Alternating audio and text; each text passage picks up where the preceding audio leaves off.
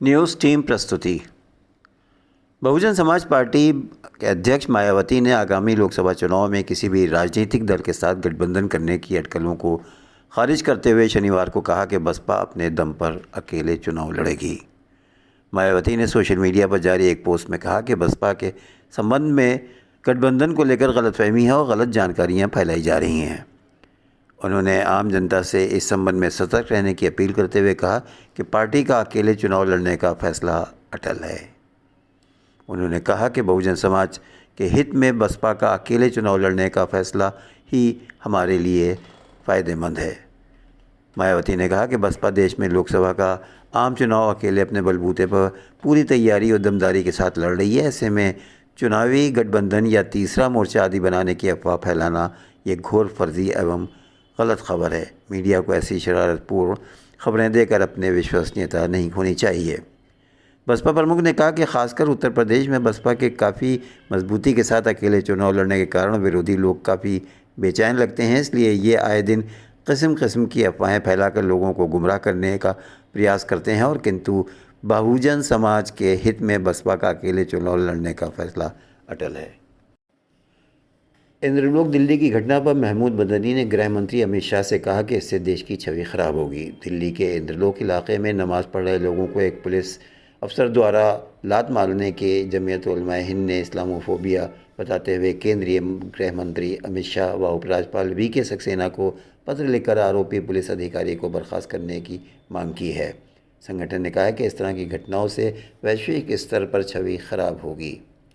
संगठन के एक बयान के मुताबिक जमीयत अध्यक्ष मौलाना महमूद मदनी ने पत्र लिखकर गृह मंत्री से कहा है कि ऐसी घटनाएं प्रभावित समुदाय पर दीर्घकालिक नकारात्मक प्रभाव डालती हैं, क्योंकि इनमें कानून का पालन कराने वाले लोग अपराधी की भूमिका में नज़र आते हैं। उन्होंने कहा कि इसके साथ ही मुल्क के दुश्मनों को वैश्विक स्तर पर देश की छवि को धूमिल करने का अवसर मिलता है।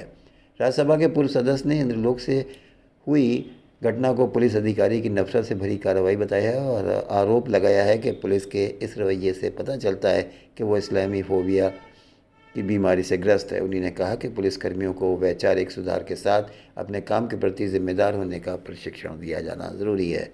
मौलाना मदनी ने गृह मंत्री से मांग की कि सांप्रदायिक और देश तोड़ने वाली ताकतों के हाथों की कठपुतली बनने वाले पुलिस अधिकारियों के विरुद्ध सख्त कार्रवाई की जाए। उन्होंने कहा कि मुझे उम्मीद है कि इस मामले में आपकी त्वरित और निर्णायक कार्रवाई से न्याय प्रणाली में विश्वास बहाल होगा।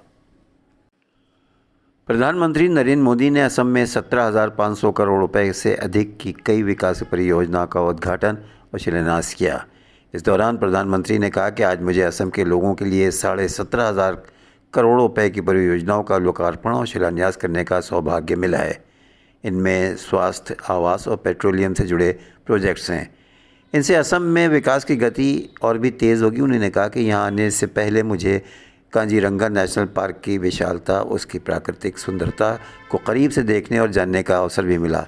काजीरंगा अपनी तरह का अनूठा नेशनल पार्क है और टाइगर रिजर्व है। प्रधानमंत्री मोदी ने असम के काजीरंगा राष्ट्रीय उद्यान में सफारी का आनंद लिया और हाथियों को खाना खिलाया और एक सींग वाले गैंडे भी देखे। मोदी ने कहा कि विरासत भी विकास भी हमारी डबल इंजन सरकार का मंत्र रहा है। विरासत के संरक्षण के साथ ही असम की डबल इंजन सरकार यहाँ के विकास के लिए भी उतनी ही तेज़ी से काम कर रही है। इंफ्रास्ट्रक्चर, स्वास्थ्य और ऊर्जा के क्षेत्र में असम ने अभूतपूर्व तेज़ गति दिखाई है। उन्होंने कहा कि आज असम में मेरे 5.5 लाख परिवारों का अपने पक्के मकान का सपना पूरा हुआ है।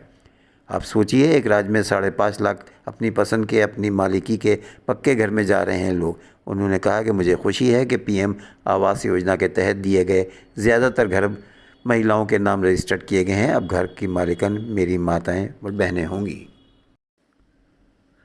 इंडोनेशिया में यात्री विमान के दोनों पायलट उड़ान के दौरान सो गए और विमान का रुख भी पलट गया। विदेशी मीडिया के अनुसार ये घटना जनवरी में इंडोनेशिया में बाटिक एयरलाइंस की घरेलू उड़ान के दौरान हुई थी। विमान में 153 यात्री और 4 क्रू सदस्य सवार थे। रिपोर्ट्स के अनुसार बाद में विमान को सुरक्षित उतार लिया गया है। घटना की प्रारंभिक रिपोर्ट के अनुसार 25 जनवरी को उत्तरी इंडोनेशिया के सुलावेसी से राजधानी जकार्ता की उड़ान के दौरान पायलट और उनके सह पायलट एयरबस A320 में लगभग 28 मिनट तक एक साथ सोए थे।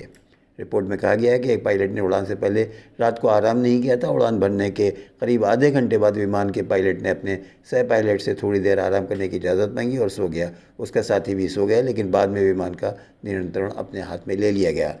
रिपोर्ट के अनुसार 28 मिनट बाद एक पायलट की नींद खुली और उसे एहसास हुआ कि उसका सह पायलट भी सो रहा है और विमान पटरी पर नहीं है।